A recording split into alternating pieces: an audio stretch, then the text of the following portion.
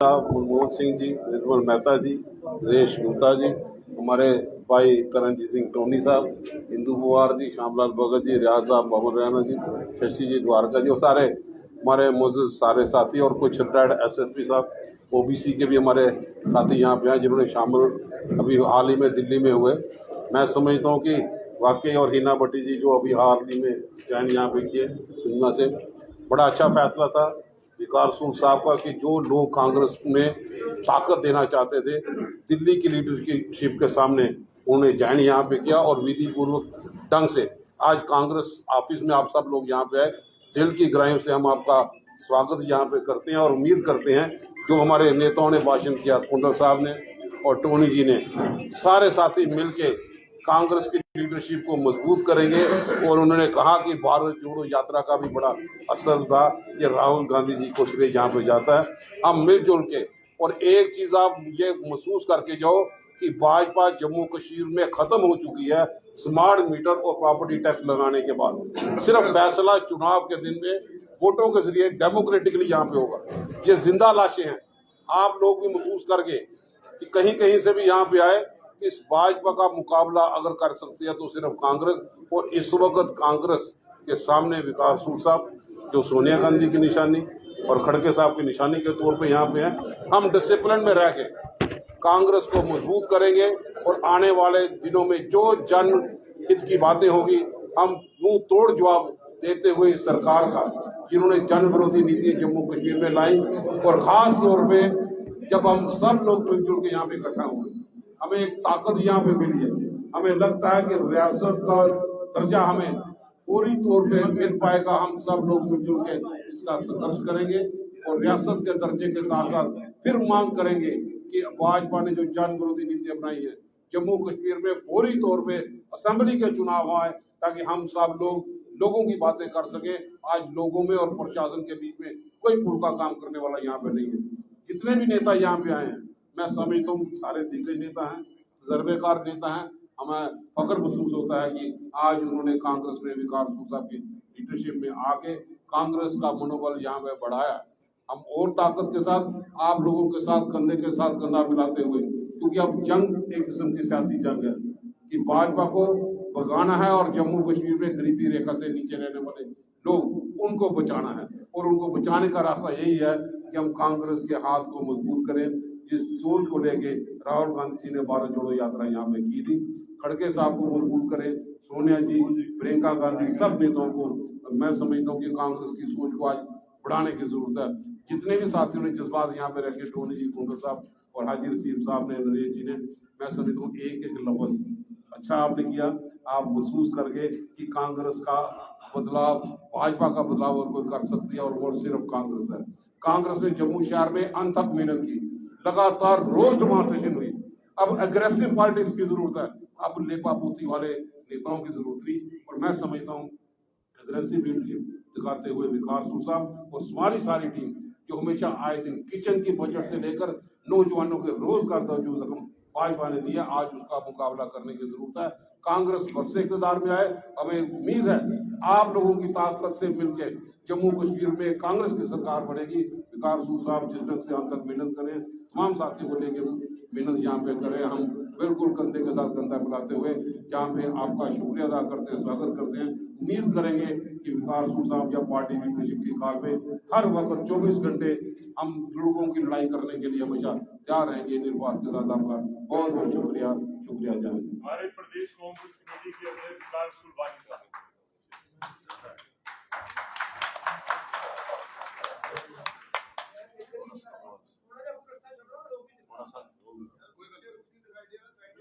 हमारे working president JKPCC Shri Raman बल्ला साहब यहाँ आए हुए, आज पहली बार हमारी कांग्रेस फैमिली में तो ये 7 तारीख को हमारे साथ शामिल हुए थे, लेकिन आज कांग्रेस ऑफिस में सम्मानित करने के लिए हमारे जितने भी साथी जो ज्वाइन हुए थे उनमें हमारे भाई यशपाल कुंडल साहब, एक्स मिनिस्टर, हाजी अब्दुल रशीद साहब जो इस फैमिली के पहले भी 40 साल मेंबर रहे, लेकिन बीच में छुट्टी पे चले गए थे, वापस आ गए। उनको भी हम स्वागत करते हैं। नरेश गुप्ता जी, जो हमारे चनाब वैली के बड़े सीनियर लीडर हैं, आज इन्होंने पहले ही घर वापसी की। आज हम कांग्रेस के ऑफिस में इनका स्वागत करते हैं। इन्हीं के साथ हमारे टोनी जी, जो बड़े जंजारू और माने हुए लीडर हैं, और हमें बड़ी ख्वाहिश थी हमारी पार्टी में आए, आज इनका हम स्वागत करते हैं। इसी तरीके से हमारे फार्मर एमएलसी श्यामलाल भगत जी का भी स्वागत करते हैं। इसी तरीके से हम जितने भी यहाँ आए हैं, वो हमारे निर्मल मेहता जी, जो पहले भी कांग्रेस में थे, दोबारा कांग्रेस फैमिली में आपका स्वागत है। संतोष जी मजोत्रा जी, मैं तो इनको देख देख के बड़ा हुआ हूँ इस कांग्रेस में, लेकिन जब मैं सदर बना तो ये कहीं नहीं, तो आपका दोबारा स्वागत। तो हिना भट्ट जी आए हैं, रागिनी शर्मा जी, रजनी शर्मा जी, सुरेंद्र देव जी, रमेश जी रिटायर्ड एसएसपी साहब, जो आज हमारे बीच आए हैं। इसी के साथ ज्योति वैद जी, परसों ही हमारे यहाँ ज्वाइन हुई। ललिता शर्मा जी, और उन्होंने आज ज्वाइन किया। अरे ये तो बहुत पुरानी हमारी कांग्रेस की थी, मुझे पता भी नहीं ये चली गई थी। वाह भाई,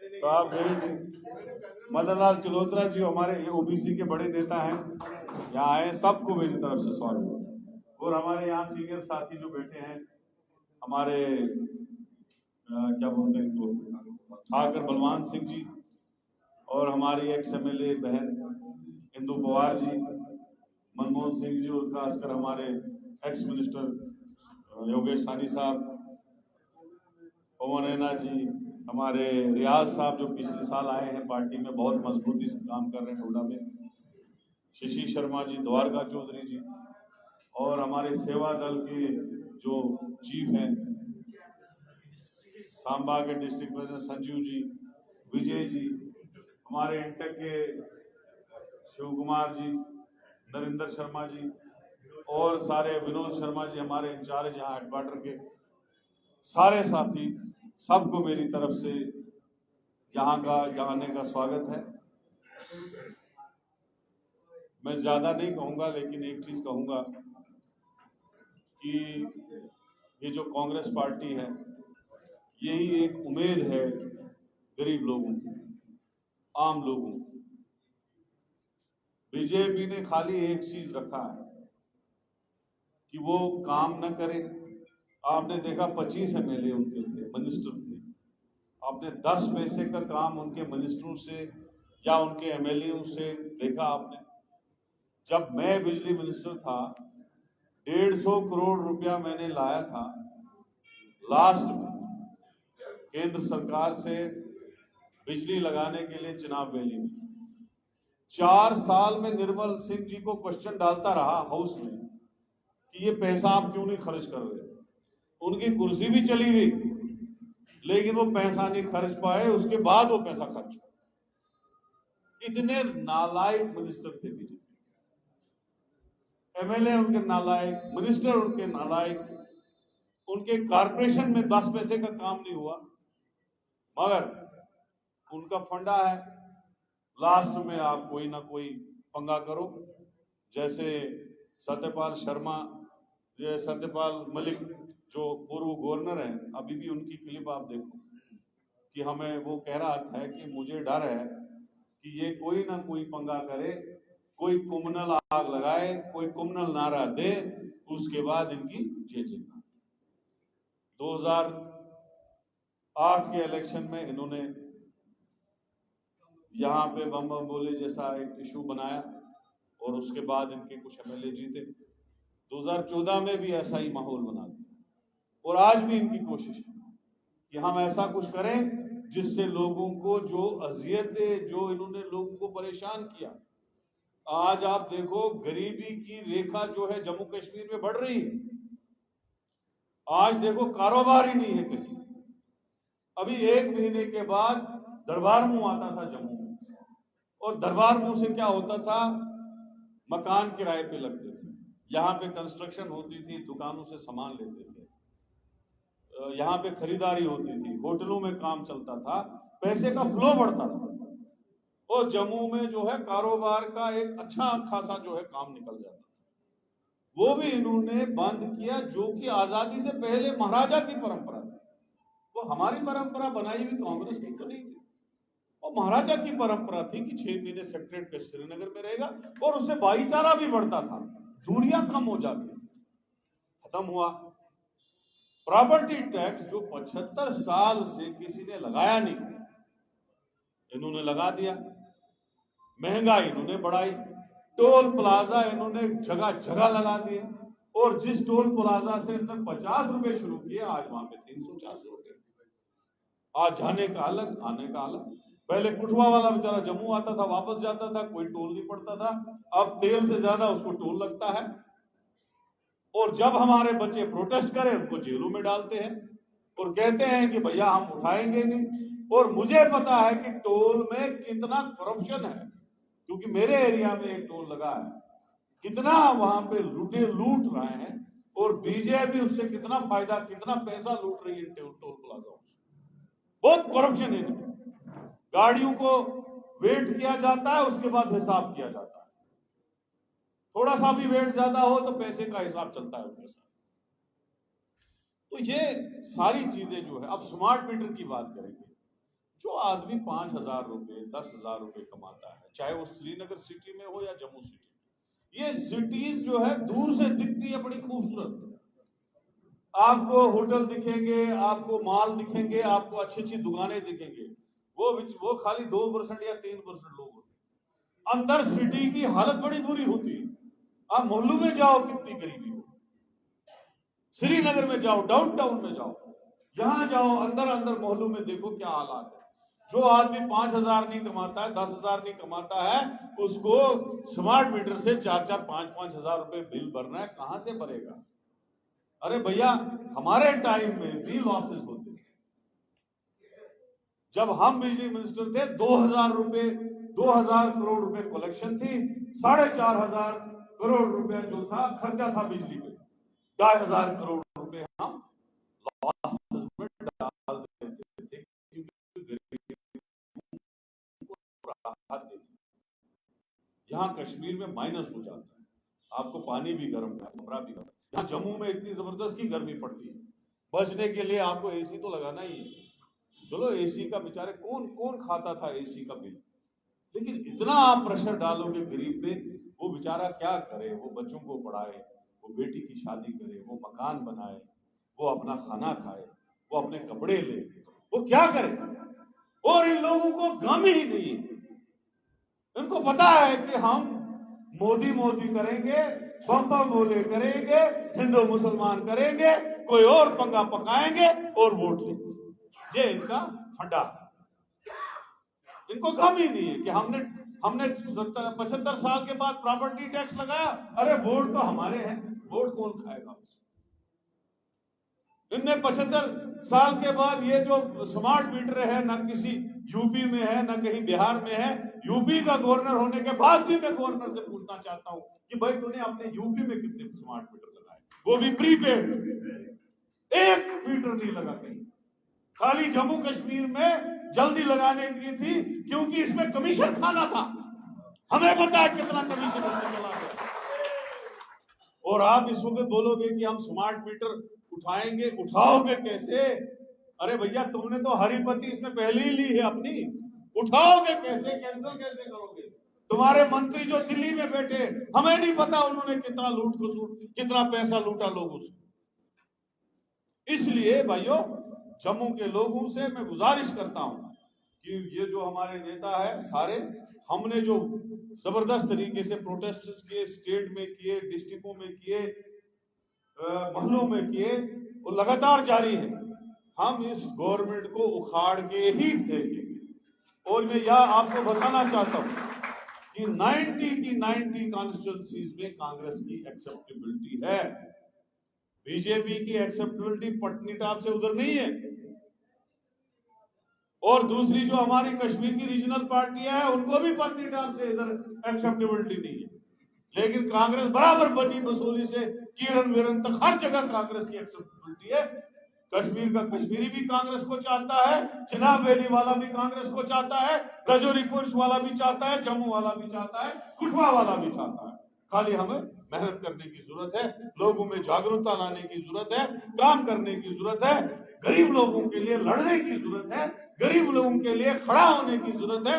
और मैं यकीन दिलाता हूं आने वाले दिनों में जब भी कांग्रेस की सरकार आएगी, कांग्रेस लोगों को राहत देगी, कांग्रेस बेरोजगार नौजवानों को रोजगार देगी, कांग्रेस जो हमारे daily Vaser, casual labour, NRHM, जो हमारे दूसरे लोग हैं, रहबर खेल है, जितने भी है, हसदार डेवलपमेंट फंड है, मनरेगा के एम्प्लॉय है, जितनों ने आज 10 साल से बीजेपी के कार्यालय के सामने कभी हंगर स्ट्राइक, कभी वो जलसा, कभी गवर्नर हाउस घेराव, इन सबको इंसाफ मिलेगा, ये सारे परमानेंट होंगे, ये हमारा वादा है कांग्रेस।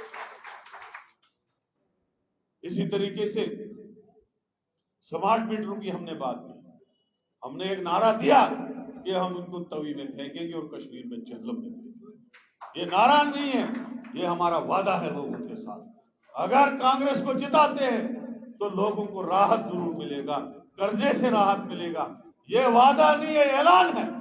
जैसे हमने हिमाचल में वादा किया, जैसे हमने कर्नाटक में वादा किया, 5 वादे किए, 5 पूरे किए।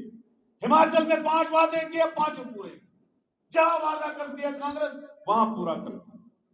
इसलिए मेरे भाइयों, इन पार्टियों से दूर हो। आज पार्टियां बनाई गई है बीजेपी की तरफ। अब तो हमारा इंडिया अलायंस है एनसी और पीडीपी के साथ, लेकिन बाकी पार्टियां जो है, जो जिसमें अपनी पार्टी है, जिसमें एक और पार्टी है लोन साहब की, और खासकर जो गुलाम नबी आजाद साहब खा पी के 40-50 साल इस कांग्रेस में विदाउट इलेक्शन ओहदों पे रहा, उसकी पार्टी है। क्योंकि मैं नरेश जी से रात परसों बात कर रहा था, ये लोग सेकुलर लोग, हाजी साहब सेकुलर आदमी, हमारे जो भी डीएपी में थे ये लोग सेकुलर है, इनको पता नहीं था।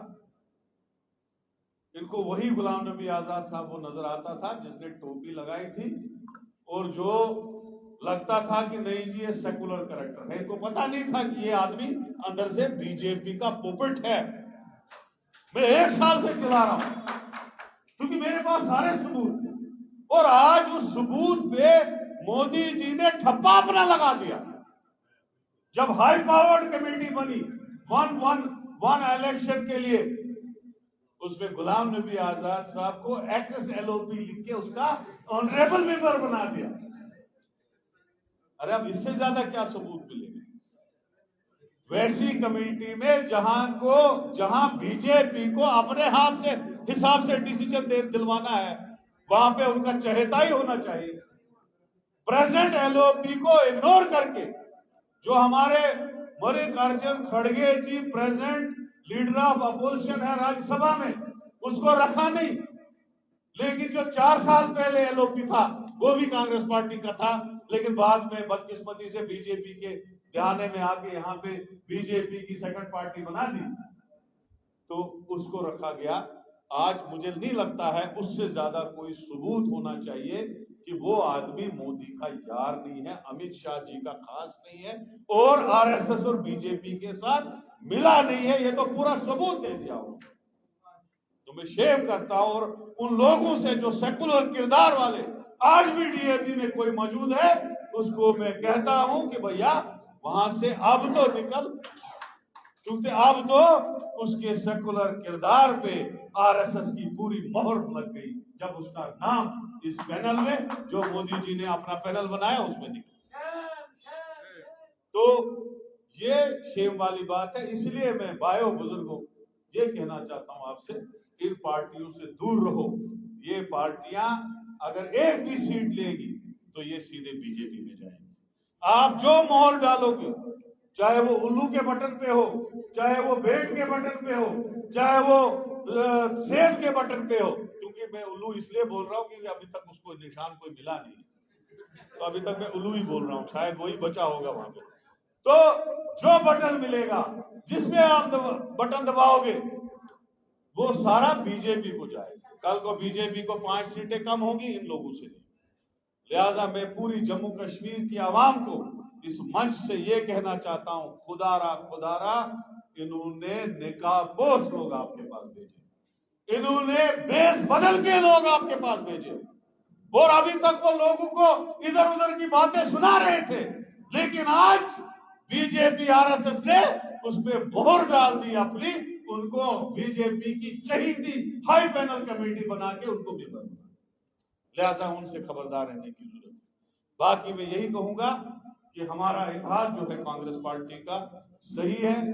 वो जो झगड़े वगड़े हमारे में होते थे वो स्टोरी खत्म होगी, वो भी दिल्ली से ही पकते थे। मैं हाजी साहब को कहना चाहता हूं, इस ऑफिस से सबको घूम जाता है, हम सबको बुलाते हैं। आप कोई बिजी हो, अपनी कॉन्स्टिट्यूंसी में हो, कहीं हो, नहीं आए, वो उसका मसला है, हमारा मसला नहीं है। आज मैं यहाँ पे इंचार्ज हेडक्वार्टर को कहूंगा कि आज के बाद इन सब के नाम जो है दर्ज हो जाने चाहिए। जो भी मीटिंग हो इनको यहाँ पे रेस्पेक्टिव तरीके से बुलाना चाहे। हाजी साहब तो ज्यादातर कश्मीर में रहते हैं, मैंने ही बोला था हाजी साहब को भी बुला ले। हमारे कुंडल साहब हैं, हमारे टोनी जी हैं, हमारे इनका नाम क्या है, श्याम जी, इनका भी वेलकम करता हूं मैं। ये हमारी पार्टी में आए, जितने भी हमारी यहाँ पे महिलाएं ज्वाइन हुई, बाकी लोग ज्वाइन हुए, श्यामलाल भगत जी हैं, इन सबको हर मीटिंग के लिए फोन जाना चाहिए। और मेरी यही गुजारिश है, जिसको मीटिंग के लिए फोन जाता है उसको मीटिंग में आना चाहिए।